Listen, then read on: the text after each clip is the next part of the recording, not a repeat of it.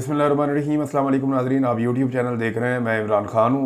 नाज़रीन, आप तरजीहात देखें हुकूमत की। सबसे पहले तो ये ख़बर है कि वफाकी काबीना के मेंबरान ने अपनी तनख्वाहों में खुद ही इजाफ़ा कर लिया है। यानी पहले पंजाब के अंदर भतीजी ने तनख्वाहें बढ़ाई और इतनी बढ़ाई कि तबाही फेर दी। 10-10 गुना इन्होंने तनख्वाहें बढ़ा दी। अरकान असम्बली की तनख्वाहें बढ़ाई, स्पीकर्स की तनख्वाहें बढ़ाई, जो काबीना है पंजाब की उसकी तनख्वाहें बढ़ाई गई। और यानी यहाँ मौजें लगी हुई है ना, पूछने वाला कोई नहीं है, अपनी तनख्वाहें खुद ही बढ़ा लेते हैं। अब जो फेडरल कैबिनेट है, थोड़े दिन पहले इस काबीना की अरकान की तादाद में इजाफा किया गया। अभी MQM नाराज़ हो रही है कि जी हमारे बंदे भी शामिल करें, और भी कुछ लोग ब्लैकमेल कर रहे हैं, जी हमारे बंदे आप क्यों नहीं शामिल कर रहे। तो वफाकी काबीना की तादाद शायद और भी बड़ी हो जाएगी, ये पर तोल रहे हैं। जबकि पंजाब काबीना के लिए भी फवाद चौधरी साहब ने यह क्लेम किया है कि इस वक्त 25 से 30 नामों पे गौर हो रहा है जिनको मज़ीद सूबाई वज़ीर बनाया जाएगा। तो पंजाब की काबीना भी बड़ी होने वाली है, और जो फेडरल कैबिनेट है उसको पहले बड़ा किया गया है, उसको भी मज़ीद बड़ा किया जाएगा। अब इन्होंने अपनी तनख्वाहों में 188% तक इजाफा कर लिया। 100% इजाफा करें तो दुगनी हो जाती है। अगर उसके ऊपर फिर 88% इजाफा करें तो दुगनी से भी आगे दुगनी हो जाती है। तो इतनी तनख्वाहें इन्होंने बढ़ा ली हैं। इजाफे की बदौलत एक जो वज़ीर मुमलिकत है और मुशीरों की जो तनख्वाह है वो 1,80,000 रुपये से बढ़ के 5,19,000 रुपये तक पहुंच गई है। अच्छा, थोड़े दिन पहले आपको याद होगा वज़ीर ख़जाना ने एक बात कही थी, क्योंकि IMF ने इनको दबाव डाला हुआ है। तो उन्होंने कहा था कि सरकारी मुलाजमीन की तनख्वाहों और पेंशन में कोई इजाफा ज़ेरे गौर नहीं है। यानी जो लोग थोड़ी थोड़ी तनख्वाहें लेते हैं, छोटे छोटे ओहदों में काम करते हैं, सारा सारा दिन काम करते हैं, ये पार्लियामेंटेरियन तो इनकी मौजें लगी हुई हैं। ये वहाँ पे असम्बली का इजलास होता है, आ गए तो आ गए, नहीं आए तो नहीं आए। करोड़ों रुपया कौम का खर्च हो जाता है। अभी एक दिन पहले की खबर थी कि इतने सारे वजीर हैं, उनमें से अक्सर हाजिर ही नहीं हुए, ना वज़रा आए, ना वज़ीर मुमलिकत आए, ना कोई और आया। असम्बली में जवाब देने ही कोई नहीं आता, सारे के सारे गायब थे। ये 2 दिन पहले की खबर है। अब एक तो ये आते भी नहीं हैं, काम भी नहीं करते, लंबी छुट्टियां भी करते हैं, मौजें भी इनकी लगी रहती हैं, TADS भी इनको मिलते रहते हैं, प्रोटोकॉल्स अलग से मिलते हैं, लेकिन फिर तनख्वाहों में इतना बड़ा इजाफा भी कर लिया। यहाँ पे IMF को कुछ नज़र नहीं आता। IMF को नज़र क्या आता है? गरीब आदमी की तनख्वाह, एक आम सरकारी मुलाजिम की तनख्वाह, एक बुजुर्ग रिटायर पेंशनर की पेंशन। तो क्या IMF जो है वो ऐसे आंखें बंद करके बैठता है? नहीं, ये इस मुल्क की पॉलिसी है और हम सबकी आंखों में धूल झोंकते हैं।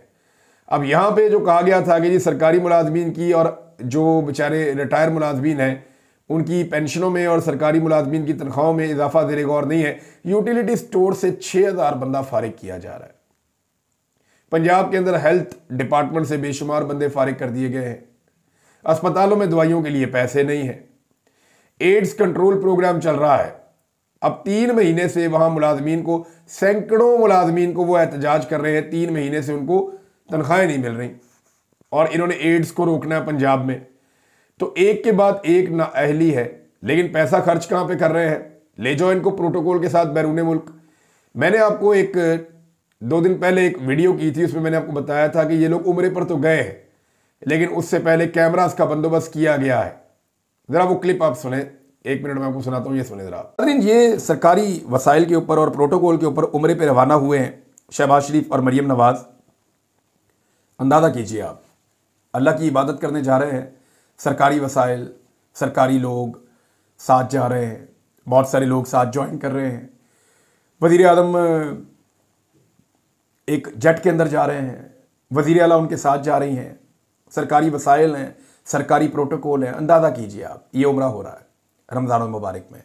अच्छा, मेरी इत्तला के मुताबिक वहाँ पे कुछ बड़े अच्छे कैमरामैन का बंदोबस्त किया गया है। बड़ा ही नफीस किस्म का कैमरा वर्क किया जाएगा और आपको आने वाले दिनों में बड़े रूह परवर मनाज़र नजर आएंगे।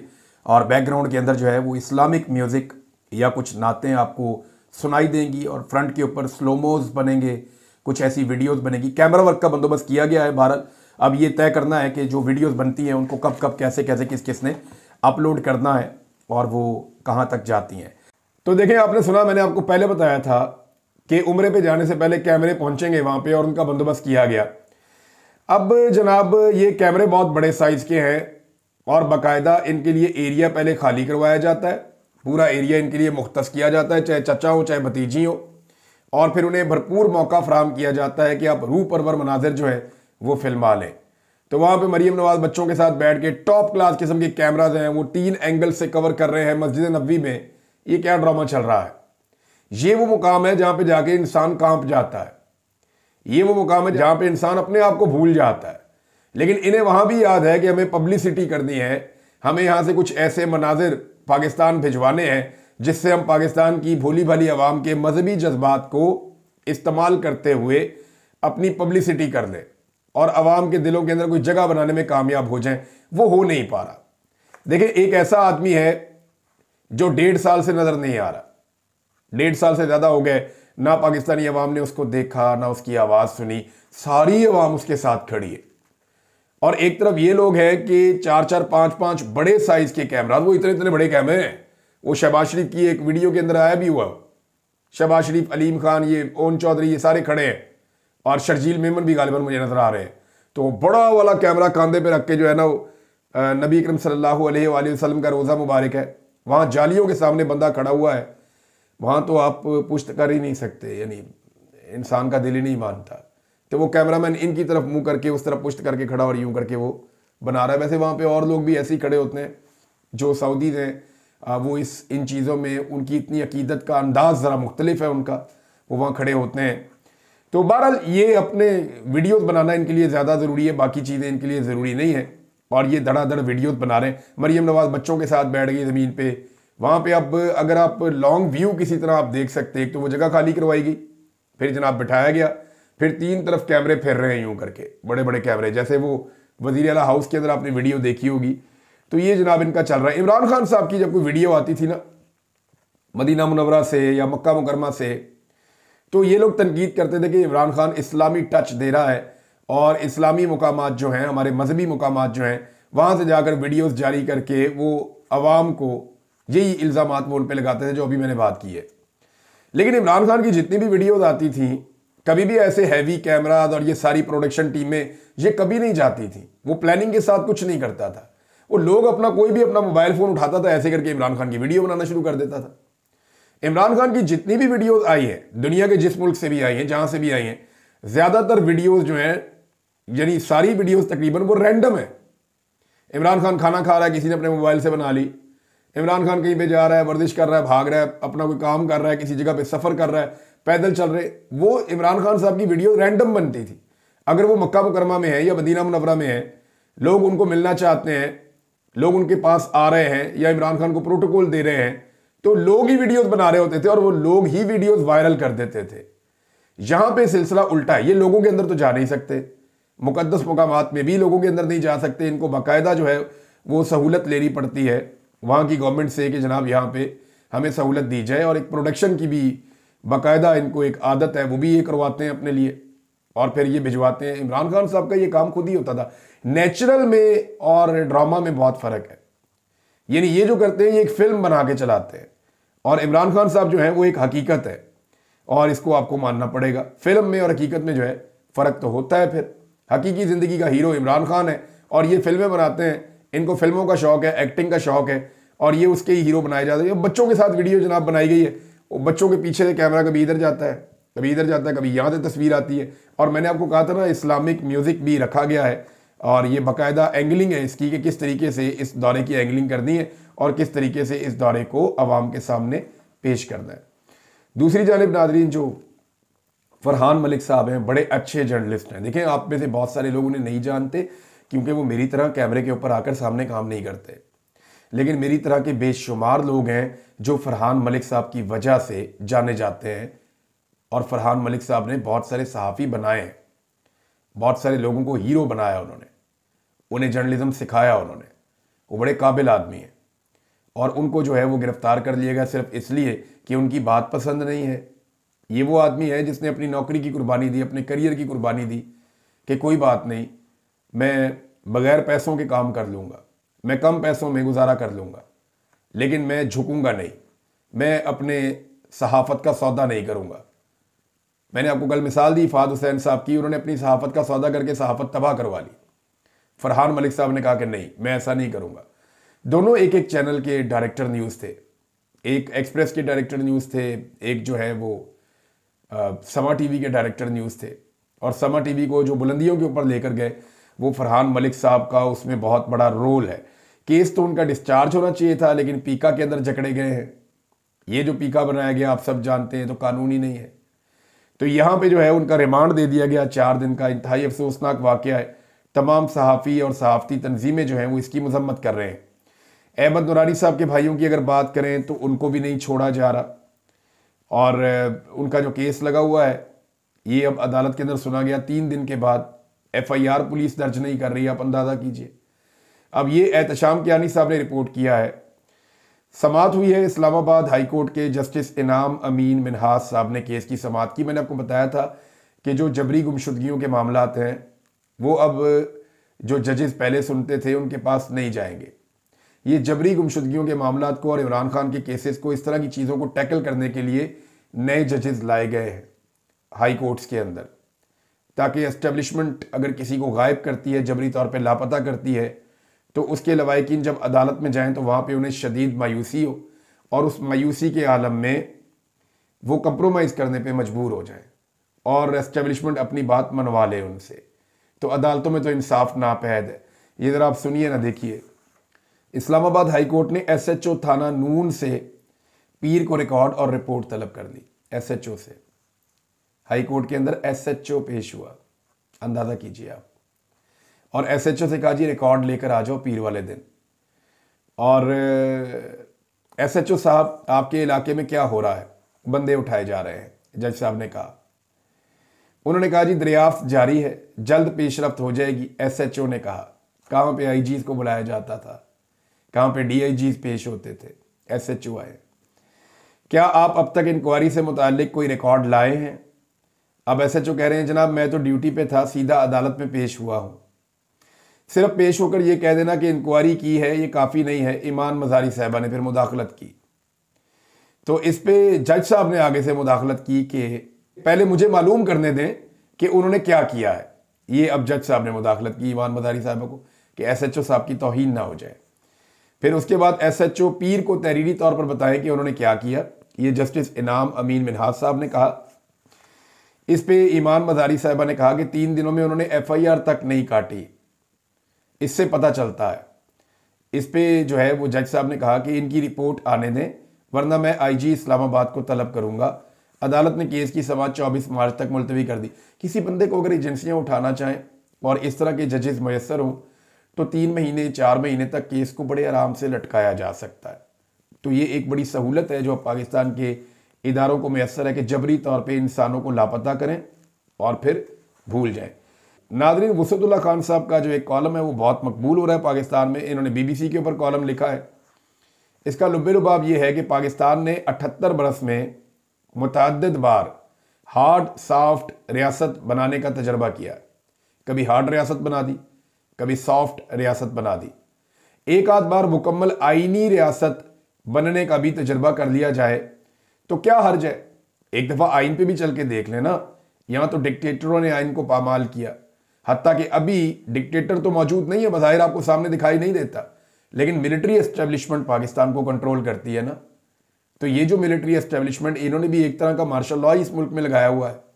आइन को बार बार पामाल किया गया है, इंतखाबात वक्त पर नहीं किए गए, जिस तरह का इलेक्शन करवाया गया आपके सामने है। जबरी तौर पर गुमशुदगियाँ हो रही हैं, लोगों को अगवा किया जा रहा है। पाकिस्तान तहरीक इंसाफ के ऊपर तो इस वक्त जाफर एक्सप्रेस के साने के बाद सारा अटैक जो दहशत गर्दों पे होना चाहिए था वो पाकिस्तान तहरीक इंसाफ पे हो रहा है, और तहरीक इंसाफ पे अटैक किया गया है। कितनी अफसोस की बात है। यानी फरहान चिश्ती अगवा है, और इसके पीछे मैं आपको वजह बता देता हूं। ये यास्मीन राशिद साहिबा के हल्के से बड़ा एक्टिव पाकिस्तान तहरीक इंसाफ का वर्कर है। अब क्योंकि ये नवाज शरीफ को सूट नहीं करता, यास्मीन राशिद भी सूट नहीं करती, तो फरहान चिश्ती को जबरी तौर पे लापता किया गया है। कोई इतना बड़ा जुर्म भी नहीं है उसका। मरीम नवाज पे उसने तनकीद की हुई है बस, लेकिन उसको उठा के अगवा किया गया और जबरी तौर पे लापता किया गया, और अदालत भी मैनेज की गई। तो ये सारा कुछ क्यों हो रहा है फरहान चिश्ती के साथ? वजह यह है कि वहां पे उस हल्के में यास्मीन राशिद का नवाज शरीफ के साथ मुकाबला है, और नवाज शरीफ हर उस शख्स को निशान इबरत बनाना चाहते हैं जो यास्मीन राशिद को सपोर्ट करते हैं। और ये बहुत एक्टिव वर्कर है फरहान चिश्ती, मैं इसको जानता भी हूं। ये बड़ा एक्टिव वर्कर है, वहाँ PMLN के वर्कर भी बड़े एक्टिव है। लेकिन अभी क्योंकि पाकिस्तान तहरीक इंसाफ का वहाँ तूती बोलता है, वहाँ पे यास्मीन राशिद साहिबा जो है वो नवाज शरीफ को डबल की लीड से इलेक्शन हरा सकती हैं, आप आज भी इलेक्शन करवा लें तो इस तरह के जो वर्कर हैं उनको अगवा करके क्या नवाज शरीफ साहब के दिल को ठंडक दी जा रही है? मियाँ साहब को सोचना चाहिए, कल आपके वर्कर भी अगवा होंगे, जबरी तौर पे लापता होंगे। तो एस्टेब्लिशमेंट के साथ मिलकर जो घिनौना खेल आप हमेशा से खेल रहे हैं, अब उसको रोक दीजिए।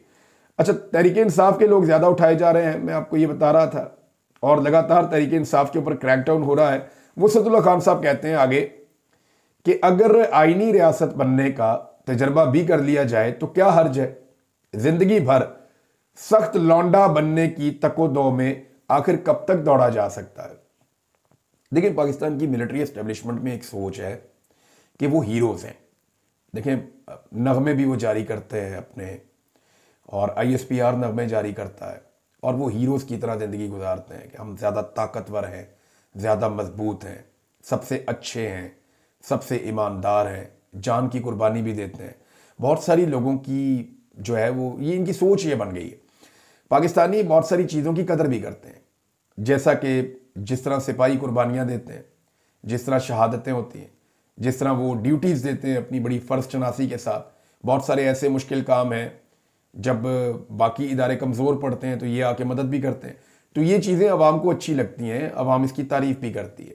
लेकिन जब सियासत में मुदाखलत होती है, जब मैंडेट चोरी होता है, जब अपने कारोबारों को और अपनी नौकरियों को तहफ़्फ़ुज़ देने के लिए पूरे के पूरे निज़ाम को तलपट कर दिया जाता है, जब ये सारी चीज़ें होती हैं तो वही अवाम नाराज़ भी हो जाती है। और इस वक्त पाकिस्तान की मिलिट्री एस्टेब्लिशमेंट को अवाम की नाराज़गी का सामना है। अब आप इससे आंखें नहीं बंद कर सकते। नादरीन, एक और सहाफ़ी हैं हमारे, इनको भी लापता कर दिया गया है, आसिफ करीम साहब। सहाफ़ी आसिफ करीम को 13 मार्च 2025 को ज़बरदस्ती लापता कर दिया गया, और उनका ठिकाना ताहाल मालूम नहीं हो सका कि वो उनको कहाँ रखा गया है। आसिफ बाकायदगी से बलूचिस्तान में इंसानी हकूक़ की खिलाफ वर्जियों को उजागर करते थे, और इन्हें फ़ौजी अफसरान की जानिब से मुसलसल फ़ोन कॉल्स के ज़रिए धमकियाँ मिल रही थीं, जिनमें उन्हें फ़ौजी कैंप में हाजिर होने का मुतालबा भी किया जा रहा था।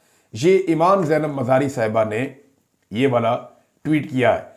अच्छा, इसमें मैं आपको ये बता देता हूँ कि मेरे पास बाकायदा वो इनका लिखा हुआ एक पैगाम मौजूद भी है जो इन्होंने इस्लामाबाद के जो जर्नलिस्ट हैं उनको लिखा था। उसमें इन्होंने कहा जी कि मुझे कई महीनों से सिक्योरिटी फोर्सेस की जानिब से हरासा किया जा रहा है। मेरे घर पर छापे के बाद DC बार खान के हुक्म पर तहसीलदार रकनी ने अब मेरी दुकान को सील कर दिया है। यानी ये सहाफ़ी भी थे वहाँ पे, क्योंकि वहाँ इतनी तनख्वाहें नहीं मिलती सहाफ़ियों को, और जो सहाफ़ी काम करते हैं वो फ्रीलांस काम करते हैं, यानी अपने तौर पे खुद काम करते हैं। सिटीज़न जर्नलिज्म वहाँ पे होता है, तो वो यूट्यूब पे, ट्विटर पे या दीगर सहाफ़ियों के साथ राब्ते में रहकर वो अपने इलाके की खबरें देते हैं। तो आसिफ करीम ऐसे ही सहाफ़ियों में से एक थे। इनकी एक दुकान भी है, उसको भी सील कर दिया गया। उसके बाद इनको जबरी तौर पे लापता किया गया है, और अभी तक इनके बारे में कोई इतला नहीं आ रही कि इनको 13 तारीख से लापता किया हुआ है, और कुछ पता नहीं चल रहा कि ये कहाँ गए और किसके पास है। ये इंतहाई अफसोसनाक वाक़या, और ऐसे वाक़यात रोज़ाना हो रहे हैं। नाज़रीन, एक दावा किया नजम सेठी साहब ने, और उनका ये कहना है कि मोहसिन नकवी साहब की शायद वजारत अब चेंज हो जाएगी। वो वजारत दाखिला छोड़कर कोई और वजारत ले लेंगे जो आसान काम वाली हो, क्योंकि ये बहुत प्रेशर है और लगातार जो नाकामियाँ हैं वो उनके खाते पड़ रही हैं। और कुछ ऐसी खबरें इस्लामाबाद में उड़ाई जा रही हैं कि शायद मोहसिन नकवी साहब ने कोई अपनी फैमिली को और ख़ुद को गल्फ़ में शिफ्ट करने का प्रोग्राम बना लिया। देखिए, जो लोग इस रिजीम चेंज का हिस्सा थे, जिन्होंने जुल्म और बर्बरियत में हिस्सा लिया है, वो पाकिस्तान में ऐसे रह नहीं पाएंगे। जब भी कभी अवामी इनकलाब आएगा या तब्दीली आएगी और अवाम अपने इख्तियारात वापस लेगी, अपना मैंडेट वापस छीनेगी, तो बहुत सारे लोग जो एस्टेब्लिशमेंट का हिस्सा हैं, जो हुकूमत का हिस्सा रहे, जो टाउटगिरी करते रहे, वो अवाम का सामना नहीं कर पाएंगे। कम से कम फौरी तौर पे तो नहीं कर पाएंगे, उसमें उन्हें काफ़ी टाइम लग जाएगा। लिहाजा बहुत सारे लोगों ने अपना बंदोबस्त करना शुरू कर दिया है कि वो पाकिस्तान से बाहर कहीं पे अपने डेरे, अड्डे, घर बना लें, और फिर वो पाकिस्तान से बाहर उस वक्त चले जाएं जब अवाम अपनी ताकत से इक़्तिदार पे काबिज हो जाए। और अवाम को ये करना पड़ेगा, आज नहीं तो कल करना पड़ेगा, नहीं तो 10 साल बाद करना पड़ेगा, ये करना पड़ेगा। लेकिन इन सब लोगों को उस वक्त भाग जाना पड़ेगा। ये पाकिस्तान में अवाम को फेस नहीं कर सकेंगे। मिफ्ता इस्माइल साहब ने नादरीन को स्टेटमेंट दिया, और ये बड़े अलार्मिंग चीज़ें हैं जो मैं आपके सामने रखने लगा हूँ। उन्होंने कहा कि महंगी बिजली और चीनी की ज़्यादा कीमतों की इजाज़त देने पर वफाकी हुकूमत को उन्होंने तनकीद का निशाना बनाया। मौजूदा हुकूमत ने शुगर मिल मालिकान को मुनाफा के लिए चीनी बरामद करने की इजाज़त दी। देखें, पहले चीनी थी कम कीमत की, 130 रुपए की चीनी थी। इन्होंने कहा जी आप पाकिस्तान से बाहर एक्सपोर्ट कर दें, तो चीनी बाहर एक्सपोर्ट कर दी, पैसा बहुत सारा बना लिया जो शुगर मिल के मालिकान है उन्होंने। तो फिर इन्होंने ये किया कि चीनी की पाकिस्तान में किल्लत हो गई। सब इन्हें बता रहे थे कि एक्सपोर्ट ना करो, पाकिस्तान में कम पड़ जाएगी, लेकिन इन्होंने कहा नहीं जी हम तो 2 रुपये भी कीमत नहीं बढ़ने देंगे, ये 130 की आपको मिलेगी। चीनी पहुंच गई 175 तक। तो जब चीनी 175 तक पहुंच गई तो इन्होंने कहा जी हम इंक्वायरी करेंगे, ये करेंगे, वो करेंगे। फिर बाहर से वापस इंपोर्ट करना शुरू की, इंपोर्ट करने में भी पैसा बनाया, और अब जो है वो 164 रुपए पे फिक्स करने की बात कर रहे हैं। यानी अंदाजा करें कि अरबों रुपया शुगर मिल माफिया के जेबों के अंदर चला गया और हुकूमत टस से मस नहीं हुई, क्योंकि ये सारे उस माफिया का हिस्सा है ना। 70 साल से ये माफिया पाकिस्तान को चूना लगा रहा है, 50 साल से तो डेफिनेटली लगा रहा है। सिर्फ इमरान खान का एक ऐसा दौर है जिसके अंदर शुगर मिल का जो माफिया है या शुगर माफिया है उनके खिलाफ कार्रवाई शुरू हुई थी। याद है आपको, मुश्ताक चीनी वाला, ये वो फलां sugar mill, Ramzan sugar mill, जाली अकाउंट्स और ये सारी चीजें सामने आई थी। उसके बाद इमरान खान साहब ने जो गन्ने की खरीदारी है उसमें किसान को इतना बड़ा रिलीफ दिया कि तारीख में कभी किसान को गन्ने की ऐसी प्राइस और इस तरीके से प्राइस नहीं मिली जो इमरान खान साहब के दौरे हुकूमत में मिली। तो ये जनाब एक बहुत बड़ा एक स्कैंडल है, लेकिन इसके ऊपर काम कैसे होगा, कब होगा? एस्टेब्लिशमेंट तो इस हुकूमत को ला के बैठा चुकी है, अब ये जो मर्जी करे एस्टेब्लिशमेंट इनको हिला नहीं सकती, क्योंकि इन दोनों की बका एक दूसरे के साथ है। इनको हिलाना है तो अवाम को एक्टिव होना पड़ेगा। अदालतें तो बेअसर कर दी गई हैं, इख्तियारात की जंग इस्लामाबाद हाई कोर्ट में चल रही है। वहां पे जो डिस्ट्रिक्ट जुडिशरी है उसके ऊपर जो एक सिस्टम बना हुआ होता है हाई कोर्ट का, वो पुराने जजेस को हटा के नए जो जजेस आए उनको लगाने की कोशिश की जा रही है। हर जगह पे अपने बंदे जो है वो इंडक्ट किए जा रहे हैं। चीनी इमरान खान के दौर में 80 रुपए किलो थी तो रोला पड़ गया था, चीनी चोर चीनी चोर चीनी चोर। अब 180 रुपए किलो है तो कोई बात ही नहीं करता उसके ऊपर।